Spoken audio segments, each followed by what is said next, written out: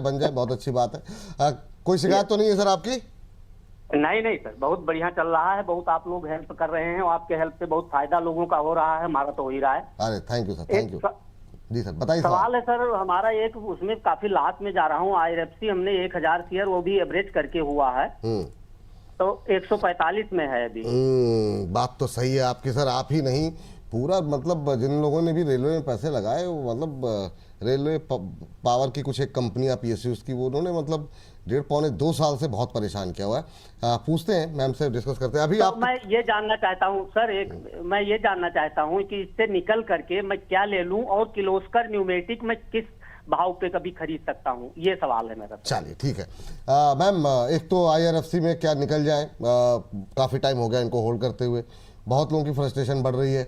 IRFC, RVNL मैं चाहूँगा इसके साथ दोनों ही, और JWL भी थोड़ा सा, अगर आप इन तीनों पे बात करते करते और ये बताइए कि अगर ये बेचें तो क्या खरीदें, और बने रहना चाहिए या बेच देना चाहिए?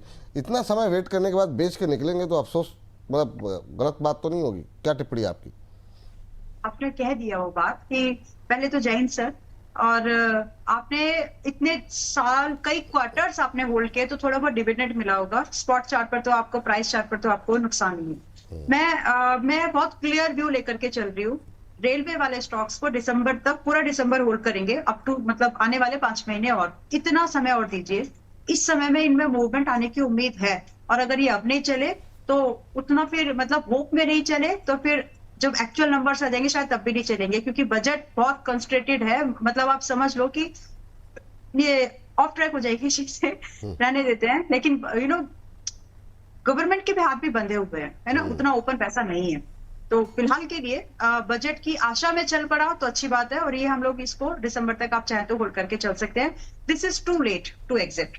अभी एग्जिट मत करिए, अगर गुंजाइश हो तो नहीं, रहने दीजिए, ऐड ही मत करिए। कोई दूसरे काउंटर में हम सजेस्ट करते हैं जहां पर, मतलब आप आर्मी से हैं तो मैं आपको और नहीं बोलूंगी, आप जितना है उतना रखिए। और मतलब हम कुछ आर्मी अच्छे में नहीं, काउंटर मतलब से, बाकी लोग आर्मी में नहीं है तो बेचारों को आप फंसा देंगे, एक तो गलत बात है। क्या मैं किसी को नहीं फंसाने फंसाने, वाली, मतलब लेकिन अरे थोड़ा मतलब सा फंसाने का मतलब कि मतलब वो लोग खरीद लें, ये आर्मी से हैं भाई साहब, तो मतलब हाँ देखो, इन्होंने थोड़े ज्यादा दुख झेलते हैं लोग। हाँ, मतलब नहीं मैं बिल्कुल, आर्मी फैमिली से हूँ, तो मैं थोड़ा तो बायस रहेगा, कुछ भी कर लो आप। कोई बात नहीं। तो और आप IRFC में जितना है आप उतने बने रहिए। जियो फाइनेंशियल मुझे अच्छा लग रहा है सर, आपके लिए स्पेसिफिकली, अगर आप चाहें तो ऐड कर लीजिए। जियो फाइनेंशियल में करीब करीब आपको जल्दी मूवमेंट, अगर कम से कम मूवमेंट और जल्दी मूवमेंट की भी मैं बात करूं तो 300 से 330 कहीं नहीं गया, और हम जब ये बोल रहे हैं तो 265 पे बोल रहे हैं।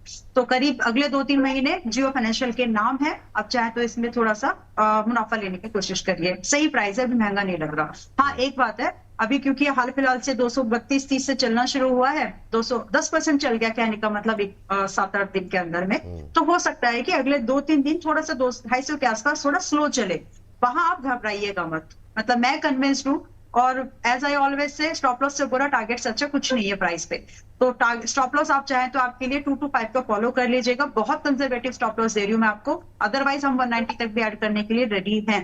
लेकिन आप स्टॉप लॉस यहाँ पे 2 to 5 पे ऐड कर लो, और 300 से 330 के टारगेट के लिए प्लीज वेट करिए। ज्यादा लंबा समय मुझे नहीं लगता लगेगा। चलिए ठीक है, ये बात यहाँ पर इस पर निकल करके आई है।